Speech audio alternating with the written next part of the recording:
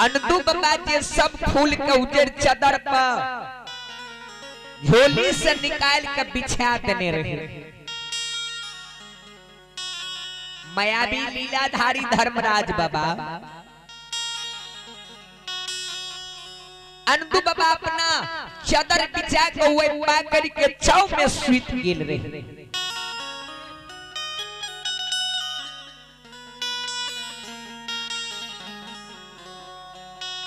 अंधु बाबा जे देखल के धर्मराज देख के कल के महावीर जी भारी अनहेर भै रहल। कते चिड़े चुनमुनी हुए फूल के ऊपर देख के उड़े ये एको चिड़े चुनमुनी जो हुए फूल पर पैखाना पेशाब कर देते तो अंधु के हरानी बेरथ चल जेते। से में अंधु के जगह दह धर्मराज अंधु के जग में ओ अंधु कते नींद लेके या तू सखुआ के परियाद में सुतलान हो अनदू हे हो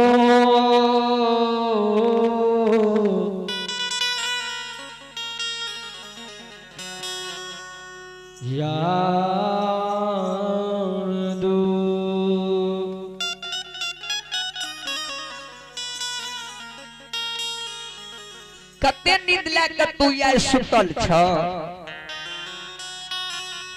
उठन अंधु देर से कुबेर भै रहलै ये एक देर बेर भै जत त कोनक भगवती तोरा फूल पर दर जाता। आय जब भगवती तोरा फूल पर नहीं दर जाता ने अंधु तोर हरानी बेरथ चल जेता। हो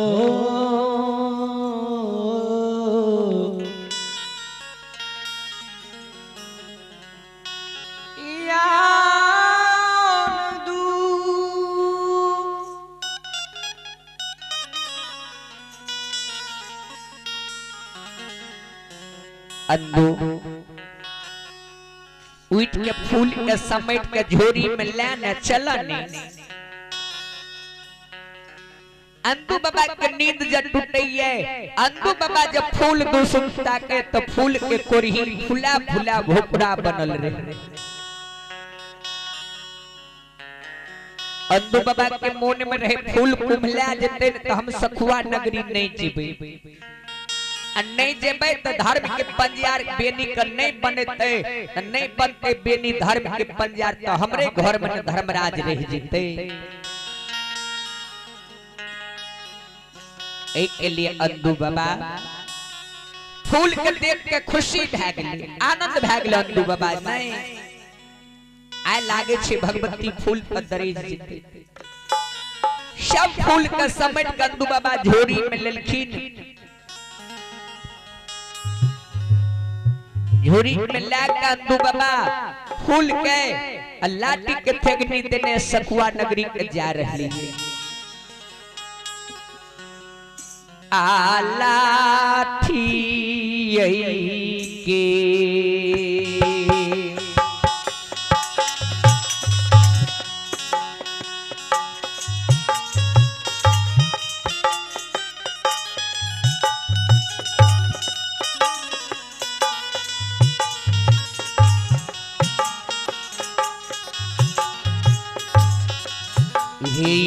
थे घनी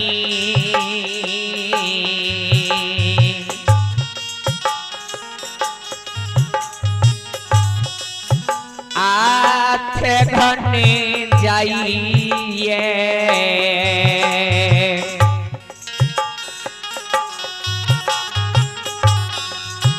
ये अनधु बाबा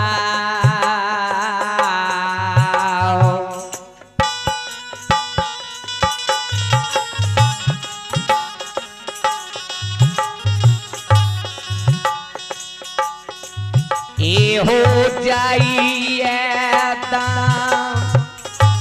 सखुआ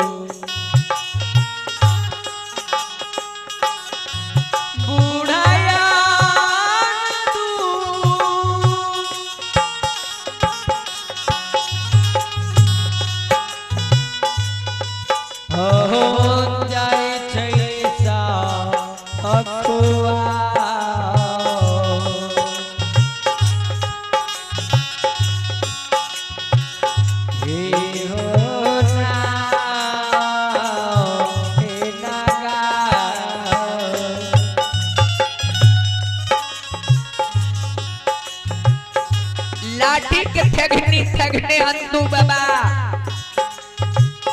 सखुआ नगरी के जा रही है।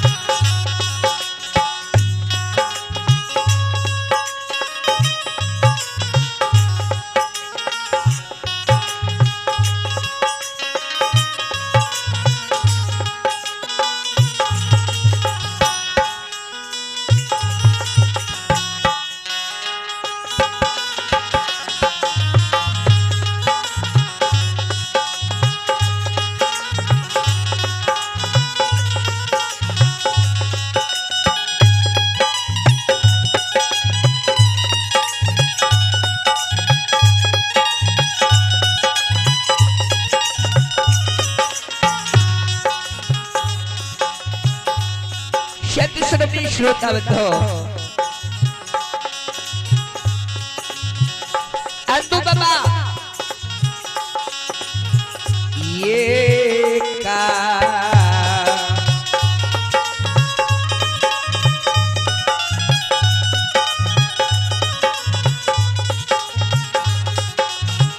योग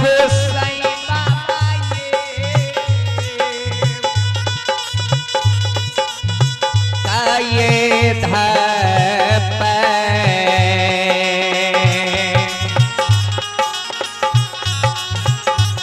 यो धैतिए गेलियो अनदु बाबा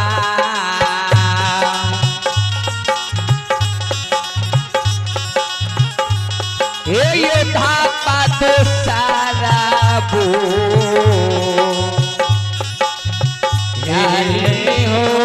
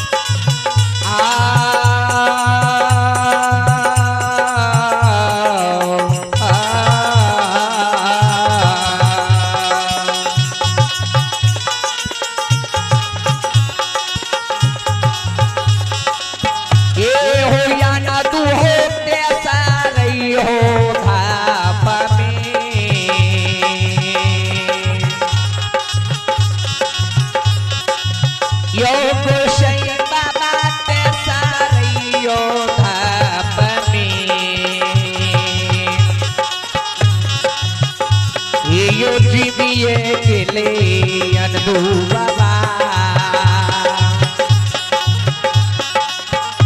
ये हो जीवा गेले साथुआ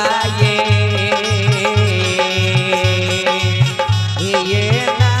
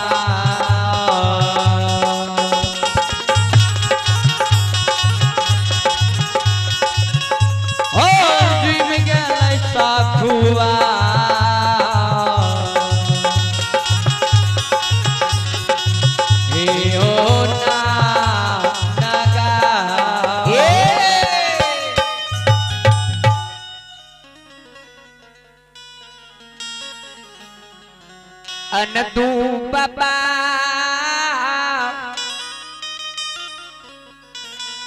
फूल के झोरी लेने सखुआ नगरी बिनी बाबा के घर पर पहुँचिए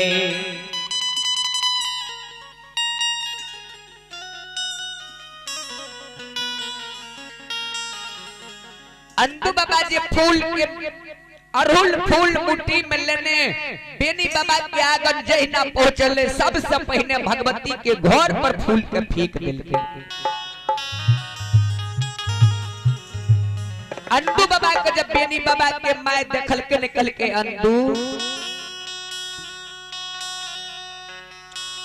कहियो नहीं तू हमरा कहबर फूल चढ़बे लाबे रह आज की बात छे जे तू हमरा गहबर फूल चढ़बे ले लाय तू एहो बेटिया से बुढ़िया भेलिए कहियो नहीं सखुआ नगरी में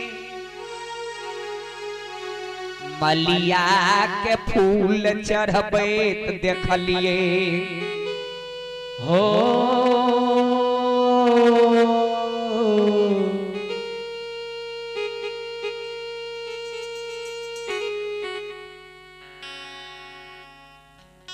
अनदू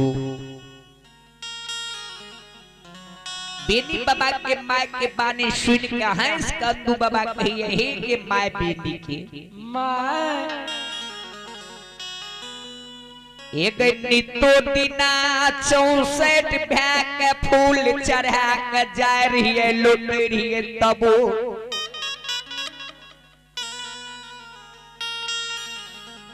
बेनी बेगरिया नित दिन हमरा कह रे अंदू सबके गहबर में तू फूल पत्ती चढ़ावे ले जाय छ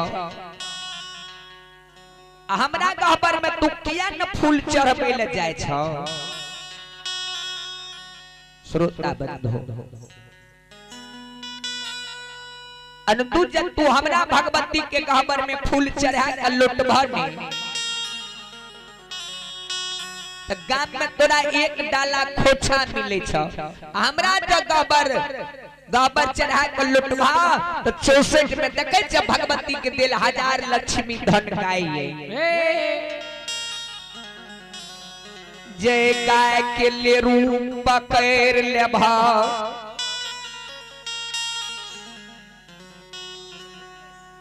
जय गाय के ले रू तू पकड़ ले भा नंदू जय गाय का तोहर मोन जज जतौ गाय ला के चल जइह ये माय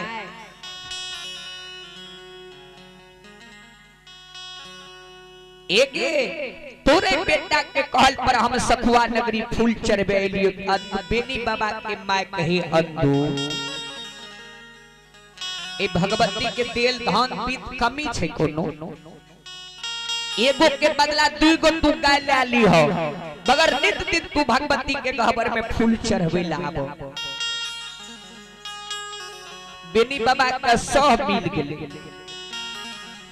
अंधु बाबा कल के माय तब एक बेर गहबर भगवती के गहबर के पट के खोल ले दे। हसल खुशल गेले माय गहबर के पट के खोल देल के। ध्यान देबे श्रोता बंधु। अंधु बाबा भगवती के गहबर के ओलती में फूल के झोरी टांग देल के। कमंडल में भैर कमंडल जल लाभ लगे। भगवती के गहबर के जते फूल पति रहे सब के हसैत का हटा दिल के।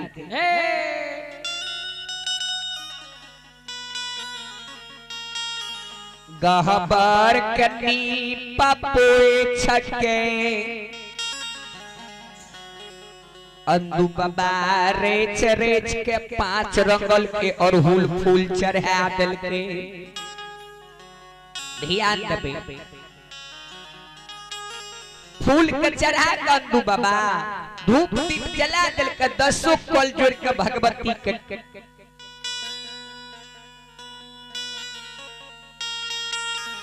गोसन गाबे हे मां मनन गाबे आबारा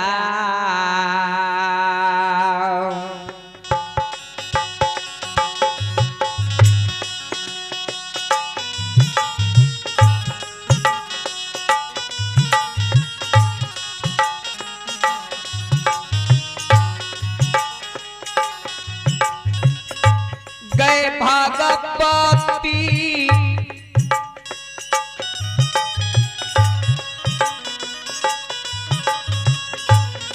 एक बार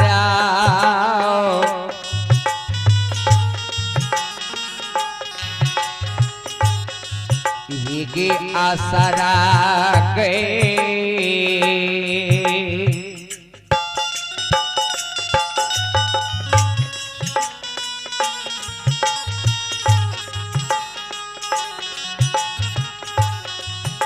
लगा के लियोगे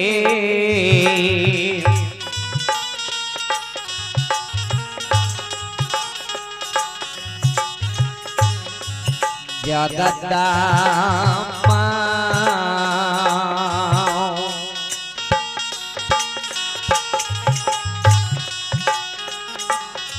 ये गई अलियो तुहारे के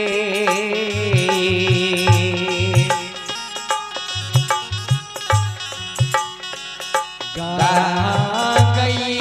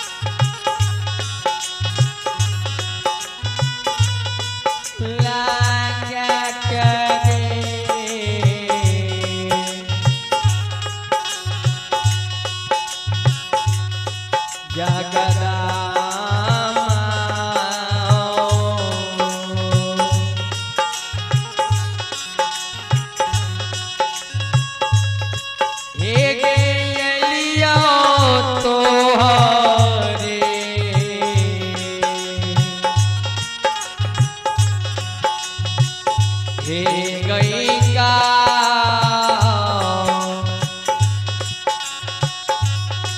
गाबा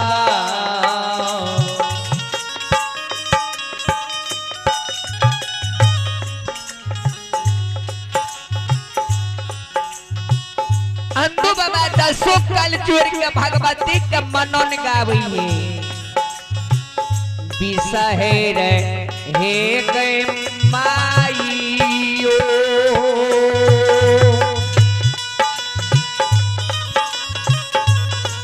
हे गए पारा या सरा लागा के जाना दामा हे गए माईयो आई लियो मैं गए तुहारे गाँव में गए बिसा हे गए माईयो हे गए बारा या सरा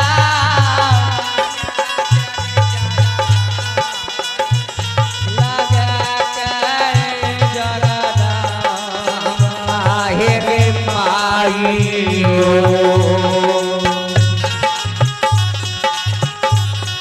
आये लियो मैं गए तुहारे गाँव में गए बिसहेरा हे गए माईयो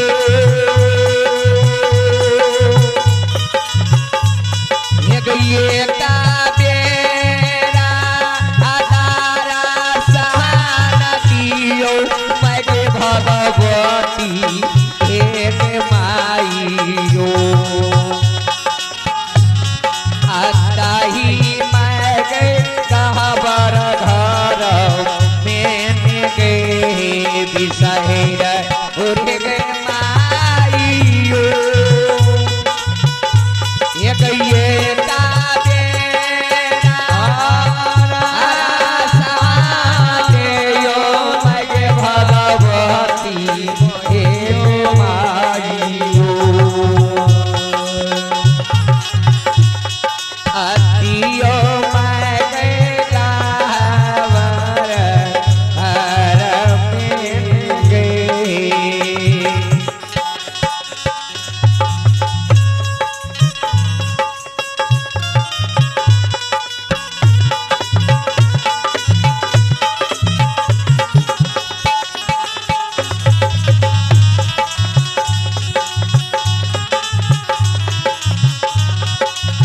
सुरेश बाबू बंदियार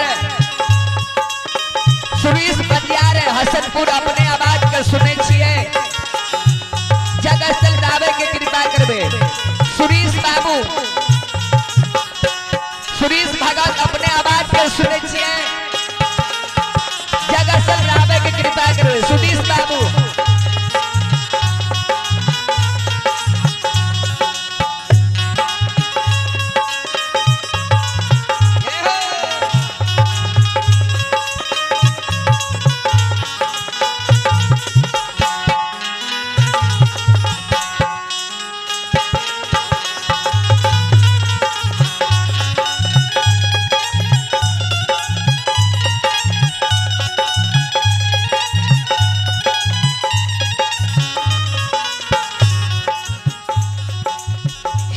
सर्वरी श्रोता बंधो आदरणीय भक्त प्रेमी सज्जन वृंद ध्यान देवे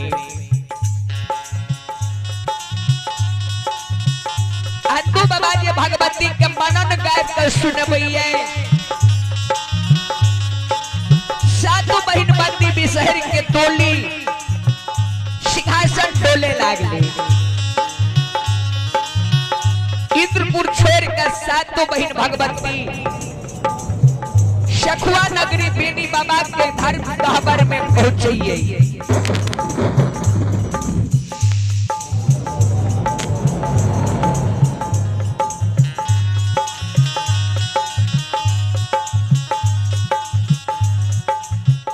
भगवती फेन जोड़ के गहबर में खारिए अंधु से पीने करे हे हो अंधु। बहुत दिन में तू हमरा गहबर में फूल चढ़बे ले लइए, तोरा भक्ति से हम खुश छिया। तू एगो एगो तू लौट झार गोसोन हमरा सुन के कह कर सुना दे।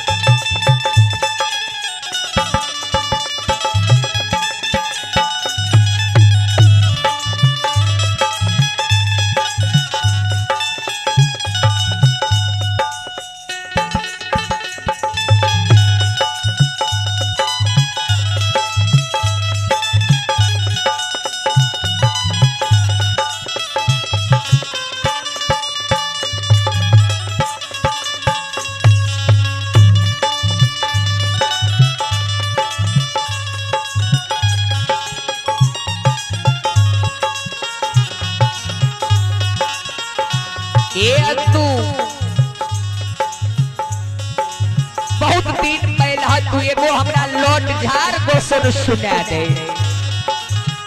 अंदू बाबा भगवती के लौट झार गोसुन सुनबिए।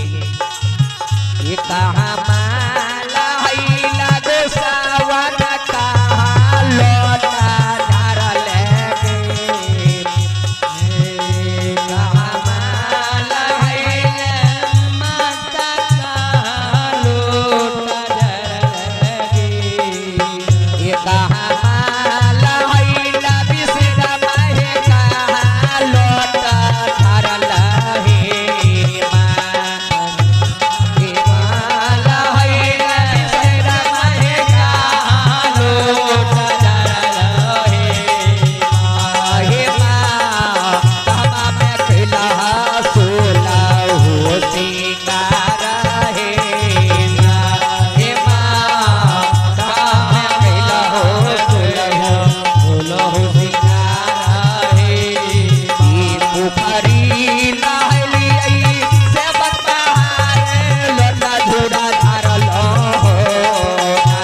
हे माँ बहारे लोटा झारल हे।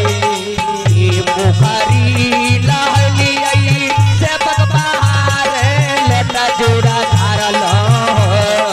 जान ओ जान गहबर पैसी कैलिए सुलहो सिंगार हो। जान ओ जान गहबर पैसा कैलिए सुलहो सिंगार हो। आन करे लहैलो से बकहार लोटा झारल हो। से बकहार लोटा झारल हो। से बकहार पैसी हो गइलिए सुलहो सिंगार हो। जान से बकहार पैसी हो गइलिए सुलहो सिंगार हो।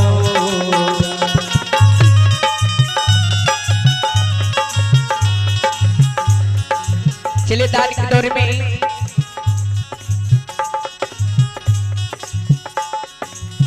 धर्मराज बाग के धर्म धाम में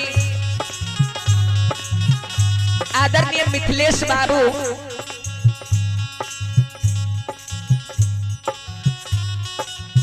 आदरणीय मिथिलेश बाबू को ऋषि भगवान के दरबार में संत श्रोमणी श्रोता बंधु ग्राम हसनपुर के वार्ड नंबर 3 के वार्ड सदस्य के देवर जी आदरणीय सम्मानित मिथिलेश बाबू को ऋषि भगवान के दरबार में बड़ी श्रद्धा के साथ बड़ी उदार दिल के साथ पूरे 101 रुपया की दान आए हुए हैं।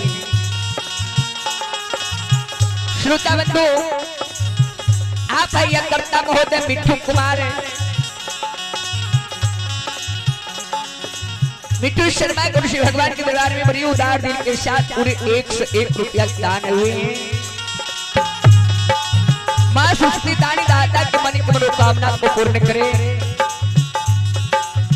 आदरणीय मिथिलेश बाबू के मन की मनोकामना को पूर्ण करे। बाल बच्चे को विद्या की भंडार दे। दानी दाता के मन की मनोकामना को पूर्ण करे। जय धर्मराज की जय हो।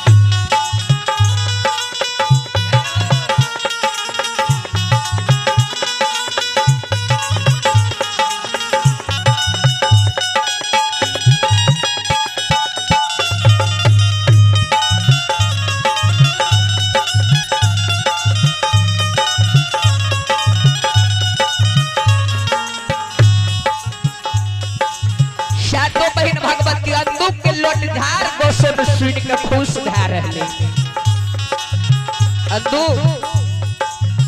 बड़ा सुंदर तू